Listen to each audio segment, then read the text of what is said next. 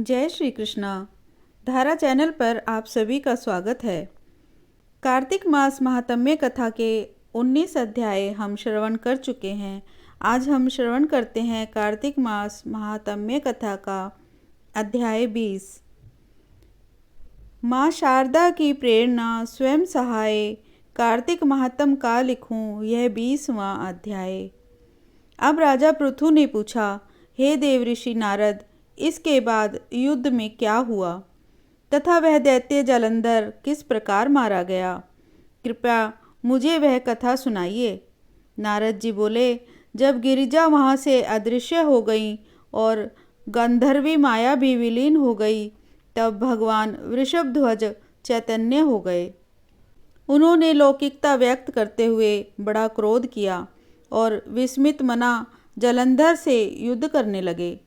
जालंधर शंकर के बाणों को काटने लगा, परंतु जब काट न सका तब उसने उन्हें मोहित करने के लिए माया की पार्वती का निर्माण कर अपने रथ पर बांध लिया। तब वह अपनी प्रिया पार्वती को इस प्रकार कष्ट में पड़ा देख लौकिक लीला दिखाते हुए शंकर जी व्याकुल हो गए। शंकर जी ने भयंकर रौद्र रूप धारण कर लिया। अब उनके रौद्र रूप को देख कोई भी दैत्य उनके सामने खड़ा होने में समर्थ नहीं हो सका और सब भागने और छिपने लगे। यहाँ तक कि शुंभ निशुंभ भी समर्थ न हो सके। शिवजी ने शुंभ निशुंभ को श्राप देकर बड़ा धिक्कारा और कहा, तुम दोनों ने मेरा बड़ा अपराध किया है। तुम युद्ध से भागते हो, भागते को मारना पाप है। इससे मैं तुम्हें अब नहीं मारूंगा, परंतु गौरी तुम्हें अवश्य मारेगी। शिवजी के ऐसा कहने पर सागर पुत्र जालंधर क्रोध से अग्नि के समान प्रज्वलित हो उठा। उसने शिवजी पर घोर बाण बरसाकर धरती पर अंधकार कर दिया। तब उस दैत्य की ऐसी चेष्टा देखकर शंकर जी बड़े क्रोधित हुए और उन्होंने अपने चरण अंगुष्ठ से बनाए हुए सुदर्शन चक्र को चलाकर उसका सिर काट दिया। एक प्रचंड शब्द के साथ उसका सिर पृथ्वी पर गिर पड़ा और अंजन पर्वत के समान उसके शरीर के 2 खंड हो गए। उसके रुधिर से संग्राम भूमि व्याप्त हो गई। शिव आज्ञा से उसका रक्त और मांस महारौरव में जाकर रक्त का कुंड हो गया। उसके शरीर का तेज निकलकर शंकर जी में प्रवेश कर गया और जैसे वृंदा का तेज गौरी के शरीर में प्रविष्ट हुआ था। जालंधर को मरा देख देवता और सब गंधर्व प्रसन्न हो गए। माँ शारदा की प्रेरणा स्वयं सहाय। इस प्रकार यह अध्याय यहीं समाप्त हुआ। कार्तिक मास में सुनी जाने वाली कहानियों में तारा रानी की कथा सर्वप्रथम आती है। आइए तारा रानी की कथा सुनते हैं। राजा स्पर्श माँ भगवती के पुजारी थे और रात दिन महामाई की पूजा किया करते थे। माँ ने भी उन्हें राजपाट, धन दौलत, ऐशो आराम के सभी साधन दिए थे। कमी थी तो सिर्फ यह कि उनके घर में कोई संतान नहीं थी। यह गम उन्हें दिन रात सताता था। वो भी माँ से यही प्रार्थना करते थे कि माँ उन्हें एक लाल बख्श दे ताकि वे भी संतान का सुख भोग सकें। उनके पीछे भी उनका नाम लेने वाला हो, उनका वंश चलता रहे। माँ ने उसकी पुकार सुन ली। एक दिन माँ ने आकर राजा को स्वप्न में दर्शन दिए और कहा कि वे उसकी भक्ति से बहुत प्रसन्न हैं। उन्होंने राजा को 2 पुत्रियां प्राप्त होने का वरदान दिया। कुछ समय के बाद राजा के घर में एक कन्या ने जन्म लिया। राजा ने अपने राज दरबारियों को बुलाकर पंडितों और ज्योतिषियों को बुलाया। बच्चे की जन्म कुंडली तैयार का आदेश दिया। पंडित तथा ज्योतिषियों ने उस बच्ची की जन्म कुंडली तैयार की और कहा कि वह कन्या तो साक्षात देवी है। यह कन्या जहाँ भी कदम रखेगी वहाँ खुशियाँ ही खुशियाँ होंगी। कन्या भी भगवती की पुजारिन होगी। उस कन्या का नाम तारा रखा गया। थोड़े समय बाद राजा के घर वरदान के अनुसार एक और कन्या ने जन्म लिया। यह मंगलवार का दिन था। पंडितों और ज्योतिषियों ने जब जन्म कुंडली तैयार की तो उदास हो गए। राजा ने उनसे उदासी का कारण पूछा तो वे कहने लगे कि वह कन्या राजा के लिए शुभ नहीं है। राजा ने उदास होकर ज्योतिषियों से पूछा कि उन्होंने ऐसे कौन से बुरे कर्म किए हैं जो कि इस कन्या ने उनके घर में जन्म लिया। उस समय ज्योतिषियों ने ज्योतिष के अनुसार अनुमान लगाकर बताया कि वे दोनों कन्याएं जिन्होंने उनके घर में जन्म लिया था, पूर्व जन्म में देवराज इंद्र के दरबार की अप्सराएं थीं। उन्होंने सोचा कि वे मृत्युलोक में भ्रमण करें तथा देखें कि मृत्युलोक में लोग किस तरह रहते हैं। दोनों ने मृत्युलोक पर आकर एकादशी का व्रत रखा। बड़ी बहन का नाम तारा था तथा छोटी बहन का नाम रुकमन।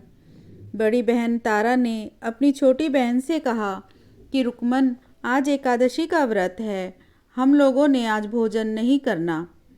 अतः वो बाजार जाकर फल ले आए। रुकमन बाजार फल लेने के लिए गई। वहाँ उसने मछली के पकोड़े बनते देखे। उसने अपने पैसों के तो पकोड़े खा लिए और तारा के लिए फल लेकर वापस आ गई और फल उसने तारा को दे दिए। तारा के पूछने पर उसने बताया कि उसने मछली के पकोड़े खा लिए हैं। तारा ने उसको एकादशी के दिन मांस खाने के कारण श्राप दिया कि वो निम्न योनियों में गिरे, छिपकली बनकर सारी उम्र ही कीड़े मकोड़े खाती रहे। उसी देश में एक ऋषि गुरु गोरख अपने शिष्यों के साथ रहते थे। उनके शिष्यों में एक शिष्य तेज स्वभाव का तथा घमंडी था। एक दिन वो घमंडी शिष्य पानी का कमंडल भरकर खुले स्थान में एकांत में जाकर तपस्या पर बैठ गया। वो अपनी तपस्या में लीन था। उसी समय उधर से एक प्यासी कपिला गाय आ गई। उस ऋषि के पास पड़े कमंडल में पानी पीने के लिए उसने मुंह डाला और सारा पानी पी गई। जब कपिला गाय ने मुंह बाहर निकाला तो खाली कमंडल की आवाज़ सुनकर उस ऋषि की समाधि टूटी। उसने देखा कि गाय ने सारा पानी पी लिया था। ऋषि ने गुस्से में आकर उस कपिला गाय को बहुत बुरी तरह चिमटे से मारा, जिससे वह गाय लहूलुहान हो गई। यह खबर जब गुरु गोरख को मिली तो उन्होंने कपिला गाय की हालत देखी। उन्होंने अपने उस शिष्य को बहुत बुरा भला कहा और उसी वक्त आश्रम से निकाल दिया। गुरु गोरख ने गौ माता पर किए गए पाप से छुटकारा पाने के लिए कुछ समय बाद एक यज्ञ रचाया। उस यज्ञ का पता उस शिष्य को भी चल गया जिसने कपिला गाय को मारा था। उसने सोचा कि वह अपने अपमान का बदला जरूर लेगा।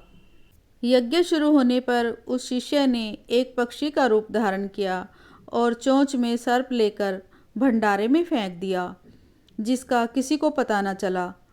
वह छिपकली जो पिछले जन्म में तारा देवी की छोटी बहन थी तथा बहन के श्राप को स्वीकार कर छिपकली बनी थी, सर्प को भंडारे में गिरना देख रही थी। उसे त्याग व परोपकार की शिक्षा अब तक याद थी।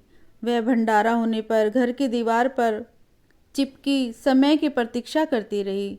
कुछ लोगों के प्राण बचाने हेतु उसने अपने प्राण न्योछावर कर लेने का मन ही मन निश्चय किया। जब खीर भंडारे में दी जाने वाली थी, बांटने वालों की आंखों के सामने ही वह छिपकली दीवार से कूदकर कढ़ाई में जा गिरी। लोग छिपकली को बुरा भला कहते हुए खीर की कढ़ाई को खाली करने लगे तो उन्होंने उसमें मरे हुए सांप को देखा। तब जाकर सबको मालूम हुआ कि छिपकली ने अपने प्राण देकर उन सबके प्राणों की रक्षा की थी। वहाँ उपस्थित सभी सज्जनों और देवताओं ने उस छिपकली के लिए प्रार्थना की कि उसे सब योनियों में उत्तम मनुष्य जन्म प्राप्त हो और अंत में वह मोक्ष को प्राप्त करे। तीसरे जन्म में उस छिपकली ने राजा स्पर्श के घर में कन्या के रूप में जन्म लिया। दूसरी बहन तारा देवी ने फिर मनुष्य जन्म लेकर तारामती नाम से अयोध्या के प्रतापी राजा हरिश्चंद्र के साथ विवाह किया। राजा स्पर्श ने ज्योतिषियों से कन्या की कुंडली बनवाई। ज्योतिषियों ने राजा को बताया कि कन्या आपके लिए हानिकारक सिद्ध होगी, शकुन ठीक नहीं है, अतः वे उसे मरवा दें। राजा बोले कि लड़की को मारने का पाप बहुत बड़ा है, वे उस पाप का भागी नहीं बन सकते। तब ज्योतिषियों ने विचार दिया कि राजा उसे एक लकड़ी के संदूक में बंद करके ऊपर से सोना चांदी आदि जड़वा दें और फिर उस संदूक के भीतर लड़की को बंद करके नदी में प्रवाहित कर दें। सोने चांदी से जड़ा हुआ संदूक अवश्य ही कोई लालच में आकर निकाल लेगा और राजा को कन्यावध का पाप भी नहीं लगेगा। ऐसा ही किया गया और नदी में बहता हुआ संदूक काशी के समीप एक भंगी को दिखाई दिया तो वह संदूक को नदी से बाहर निकाल लाया। जब उसने संदूक खोला तो सोने चांदी के अतिरिक्त अत्यंत रूपवान कन्या दिखाई दी। उस भंगी के कोई संतान नहीं थी। उसने अपनी पत्नी को वह कन्या लाकर दी तो पत्नी की प्रसन्नता का ठिकाना न रहा। उसने अपनी संतान के समान ही बच्ची को छाती से लगा लिया। भगवती की कृपा से उसके स्तनों में दूध उतर आया। पति पत्नी दोनों ने प्रेम से कन्या का नाम रुक्को रख दिया। रुक्को बड़ी हुई तो उसका विवाह हुआ। रुक्को की सास महाराजा हरिश्चंद्र के घर सफाई आदि काम करने जाया करती थी। एक दिन वह बीमार पड़ गई तो रुक्को महाराजा हरिश्चंद्र के घर काम करने के लिए पहुंच गई। महाराजा की पत्नी तारामती ने जब रुक्को को देखा तो वह अपने पूर्व जन्म के पुण्य से उसे पहचान गई। तारामती ने रुक्को से कहा कि वो उसके पास आकर बैठे। महारानी की बात सुनकर रुक्को बोली कि वो तो एक नीच जाति की भंगिन है, भला वह रानी के पास आकर कैसे बैठ सकती थी। तब तारामती ने उसे बताया कि वह उसके पूर्व जन्म की सगी बहन थी। एकादशी का व्रत खंडित करने के कारण उसे छिपकली की योनि में जाना पड़ा। जो होना था वो तो हो चुका, अब उसे अपने वर्तमान जीवन को सुधारने का उपाय करना चाहिए और भगवती वैष्णो माता की सेवा करके अपना जन्म सफल बनाना चाहिए। यह सुनकर रुक्को को बड़ी प्रसन्नता हुई और जब उसने उपाय पूछा तो रानी ने बताया कि वैष्णो माता सब मनोरथों को पूरा करने वाली हैं। जो लोग श्रद्धापूर्वक माता का भजन पूजन जागरण करते हैं उनकी सभी मनोकामनाएं पूर्ण होती हैं। रुक्को ने प्रसन्न होकर माता की मनोती मानते हुए कहा कि यदि माता की कृपा से उसे एक पुत्र प्राप्त हो गया तो वो माता का पूजन व जागरण कराएगी। माता ने प्रार्थना को स्वीकार कर लिया और फलस्वरूप 10वें महीने उसके गर्भ से एक अत्यंत सुंदर बालक ने जन्म लिया। परंतु दुर्भाग्यवश रुक्को को माता का पूजन जागरण कराने का ध्यान नहीं रहा। जब वह बालक 5 वर्ष का हुआ तो एक दिन उसे माता निकल आई अर्थात चेचक निकल आया। रुक्को दुखी होकर अपने पूर्व जन्म की बहन तारामती के पास आई और बच्चे की बीमारी का सब वृतांत कह सुनाया। तब तारामती ने पूछा कि उससे माता के पूजन में कोई भूल तो नहीं हुई। इस पर रुक्को को 6 वर्ष पहले की बात याद आ गई। उसने अपना अपराध स्वीकार कर लिया। उसने फिर मन में निश्चय किया कि बच्चे को आराम आने पर जागरण अवश्य कराएगी। भगवती की कृपा से बच्चा दूसरे दिन ही ठीक हो गया। तब रुक्को ने देवी के मंदिर में जाकर पंडित जी से कहा कि उसे अपने घर माता का जागरण कराना है, अतः वे मंगलवार को उसके घर पधार कर कृतार्थ करें। पंडित जी बोले कि वह 5 रुपये देती जाए। पंडित जी उसके नाम से मंदिर में ही जागरण करवा देंगे। क्योंकि वह एक नीच जाति की स्त्री है, इसलिए वे उसके घर में जाकर देवी का जागरण नहीं कर सकते।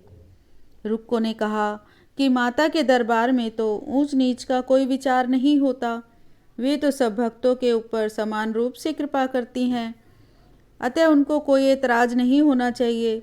इस पर पंडित ने आपस में विचार करके कहा कि यदि महारानी उसके जागरण में पधारें तब तो वे स्वीकार कर लेंगे।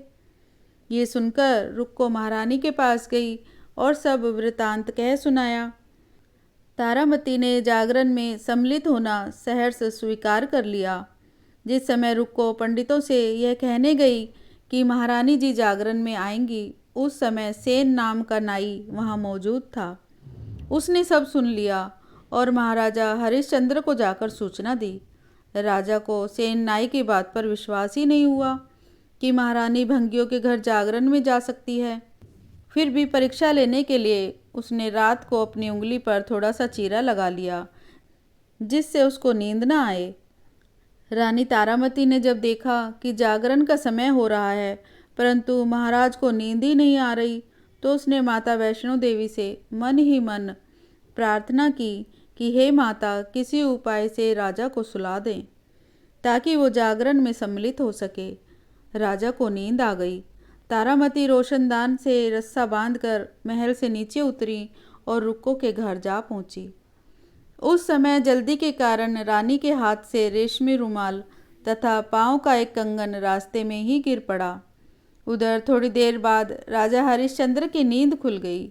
वह भी रानी का पता लगाने निकल पड़े। उन्हें मार्ग में रानी का कंगन और रुमाल दिखाई दिया। राजा ने दोनों चीज़ें रास्ते से उठाकर अपने पास रख ली और जागरण जहाँ हो रहा था वहाँ जा पहुँचे। वह एक कोने में चुपचाप बैठकर दृश्य देखने लगे। जब जागरण समाप्त हुआ तो सबने माता से अरदास की। उसके बाद प्रसाद बांटा गया। रानी तारामती को जब प्रसाद मिला तो उसने अपनी झोली में रख लिया। यह देख लोगों ने पूछा कि उन्होंने वह प्रसाद क्यों नहीं खाया। यदि रानी प्रसाद नहीं खाएंगी तो कोई भी प्रसाद नहीं खाएगा। रानी बोली कि पंडितों ने प्रसाद दिया, वह उन्होंने महाराज के लिए रख लिया था, अब उन्हें उनका प्रदान करें। प्रसाद ले तारा ने खा लिया। इसके बाद सब भक्तों ने माँ का प्रसाद खाया। इस प्रकार जागरण समाप्त करके प्रसाद खाने के पश्चात रानी तारामती महल की तरफ चल पड़ी। तब राजा ने आगे बढ़कर रास्ता रोक लिया और कहा कि रानी ने नीचों के घर का प्रसाद खाकर अपना धर्म भ्रष्ट कर लिया था, अब वे उन्हें अपने घर कैसे रखें। रानी ने तो कुल की मर्यादा व प्रतिष्ठा का भी ध्यान नहीं रखा। जो प्रसाद वे अपनी झोली में राजा के लिए लाई थी, क्या उसे खिलाकर वे राजा को भी अपवित्र करना चाहती हैं। ऐसा कहते हुए जब राजा ने झोली की ओर देखा तो भगवती की कृपा से प्रसाद के स्थान पर उसमें चंपा और गुलाब, गेंदे के फूल, कच्चे चावल और सुपारियां दिखाई दी। तो यह चमत्कार देख राजा आश्चर्यचकित रह गया। राजा हरिश्चंद्र रानी तारा को साथ ले महल लौट आए। वहीं रानी ने ज्वाला मैया की शक्ति से बिना माचिस और बिना चकमक पत्थर की सहायता से राजा को अग्नि प्रज्वलित करके दिखाई, जिसे देखकर राजा को आश्चर्य का ठिकाना न रहा। रानी बोली कि प्रत्यक्ष दर्शन पाने के लिए बहुत बड़ा त्याग होना चाहिए।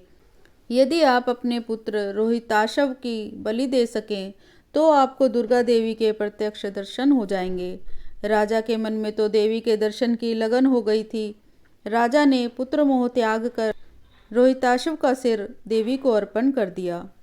ऐसी सच्ची श्रद्धा और विश्वास देख दुर्गा माता सिंह पर सवार हो उसी समय प्रकट हो गई और राजा हरिश्चंद्र को दर्शन देकर उसे कृतार्थ कर दिया। मरा हुआ पुत्र फिर से जीवित हो गया। चमत्कार देख राजा हरिश्चंद्र गदगद हो गए। उन्होंने विधि पूर्वक माता का पूजन करके अपने अपराधों की क्षमा मांगी। सुखी रहने का आशीर्वाद दे माता वहाँ से अंतर्ध्यान हो गई। राजा ने तारा रानी की भक्ति की प्रशंसा करते हुए कहा कि वे रानी के आचरण से अति प्रसन्न हैं। उनके धन्य भाग जो वे उसे पत्नी रूप में प्राप्त कर सके। आयु पर्यंत सुख भोगने के पश्चात राजा हरिश्चंद्र, रानी तारा और रुक्मन तीनों ही मनुष्य योनि से छूटकर देवलोक को प्राप्त हुए। माता के जागरण में तारा रानी की कथा को जो मनुष्य भक्ति पूर्वक पढ़ता या सुनता है उसकी सभी मनोकामनाएं पूर्ण होती हैं, सुख समृद्धि बढ़ती है, शत्रुओं का नाश होता है। इस कथा के बिना माता का जागरण पूरा नहीं होता। बोलो अम्बे मात की जय। तारा रानी की कथा के पश्चात आइए दुर्गा माता की आरती करते हैं। सर्वमंगल मांगल्ये शिवे सर्वार्थ साधिके शरण्ये त्र्यंबके गौरी नारायणी नमोस्तुते, नारायणी नमोस्तुते। दुर्गा जी की आरती। जय अम्बे गौरी मैया जय श्यामा गौरी, तुमको निस दिन ध्यावत हरि ब्रह्मा शिव जी। ओम जय अम्बे गौरी। मांग सिंदूर विराजत, टीको मृग मद को। मैया टीको मृग मद को, उज्ज्वल से दो नैना, चंद्र बदननी को। ओम जय अम्बे गौरी।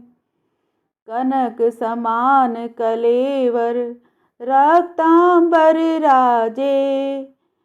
रक्त पुष्प गलमाला, कंठन पर साजे। ओम जय अम्बे गौरी। केहरी वाहन राजत, खड़ग खपर धारी। मैया खड़ग खपर धारी, सुर नर मुनि जन सेवत, तिनके दुख हारी। मैया जय अम्बे गौरी। कानन कुंडल शोभित, नासाग्रे मोती। मैया नासाग्रे मोती। कोटिक चंद्र दिवाकर, राजत समज्योति। मैया जय अम्बे गौरी। शुंभ निशुंभ विदारे, महिषासुर घाती। मैया महिषासुर घाती। धूम्र विलोचन नैना, निस दिन मदमाती। मैया जय अम्बे गौरी। चंड मुंड संहारे, शोणित बीज हरे।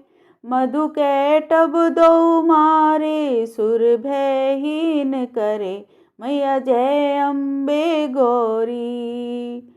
जय अम्बे गौरी, मैया जय श्यामा गौरी। ब्रह्मानी रुद्रानी, तुम कमला रानी। मैया तुम कमला रानी। आगम निगम बखानी, तुम शिव पटरानी। मैया जय अम्बे गौरी। जय अम्बे गौरी, मैया जय श्यामा गौरी। 64 योगिनी मंगल गावत, नृत्य करत भैरू। बाजत ताल मृदंगा, और बाजत डमरू। जय अम्बे गौरी। तुम ही जग की माता, तुम ही हो भरता। मैया तुम ही हो भरता। भक्तन की दुख हरता, सुख संपत्ति करता।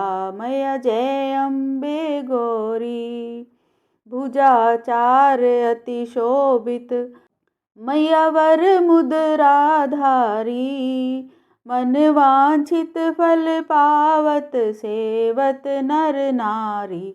ओम जय अम्बे गौरी। कंचन थाल विराजत, अगर कपूर बाती। मैया अगर कपूर बाती। श्रीमाल के तुम्हें राजत, कोटि रतन ज्योति। ओम जय अम्बे गौरी। श्री अम्बे जी की आरती जो कोई नर गावे। मैया प्रेम सहित गावे। कहत शिवानंद स्वामी, कहत हरि हर स्वामी। मनवांछित फल पावे, सुख संपत्ति पावे। ओम जय अम्बे गौरी। मैया जय अम्बे गौरी। मैया जय श्यामा गौरी। जय माता दी।